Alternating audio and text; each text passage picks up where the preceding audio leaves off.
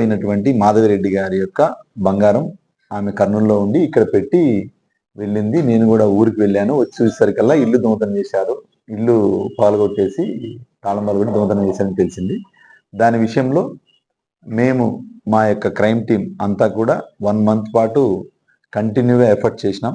దాంట్లో భాగంగా మా ఎస్పీ గారు కూడా తన వంతు సాయంగా సారు టెక్నికల్గా సపోర్ట్ చేయటం, ఎప్పటికప్పుడు దీన్ని మానిటర్ చేయడం జరిగింది. మా డిఎస్పీ సార్ కూడా దీని విషయంలో చాలాసార్లు రివ్యూ మీటింగ్ తీసుకొని చేసినారు. తర్వాత క్రైమ్ టీం కూడా పిలిపించుకొని మాట్లాడి ఎప్పటికప్పుడు దీని యొక్క పురోగతి గురించి ఆలోచన చేసినారు. దాంట్లో భాగంగా మాకు భరత్ కుమార్ అనే వ్యక్తి, మహేష్ అనే వ్యక్తి ఇద్దరు కూడా దొంగతనం చేశారు అనే నిర్ధారణకు మేము రావడం జరిగింది. అది టెక్నికల్ ఇన్వెస్టిగేషన్. అది మీకు చెప్పేదానికంటే కూడా మేము చేసిన్నాం కాబట్టి అది చెప్పేదానికి సరిగా ఉండదు.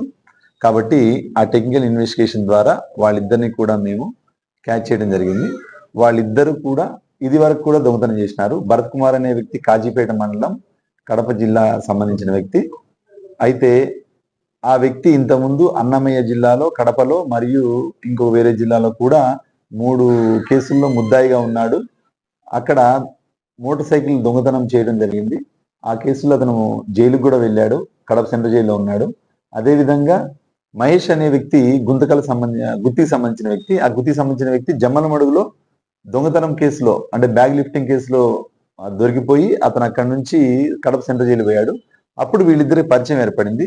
పరిచయం ఏర్పడిన దాని తర్వాత వీళ్ళిద్దరు కలిసి దొంగతనాలు ఎలా చేయాలా అని ఆలోచన చేస్తూ ఉండి వాళ్ళు ప్లాన్ చేసుకుని పథకం ప్రకారంగా జూన్ 1వ తారీఖు రోజు రాత్రి ఒక మోటార్ సైకిల్ మీద మన కొండపేటకు వచ్చి, కొండపేటలో ఉన్నటువంటి కాట్సాని బలరాం రెడ్డి ఇల్లు తాళం వేసిందని చెప్పి గమనించి ఆ ఇల్లు తాళం పగలగొట్టి లోపల ఉన్నటువంటి బీరువాని కూడా పగలగొట్టి దాంట్లో ఉన్నటువంటి సుమారు 20 తులాల గోల్డ్ని దొంగిలించడం జరిగింది.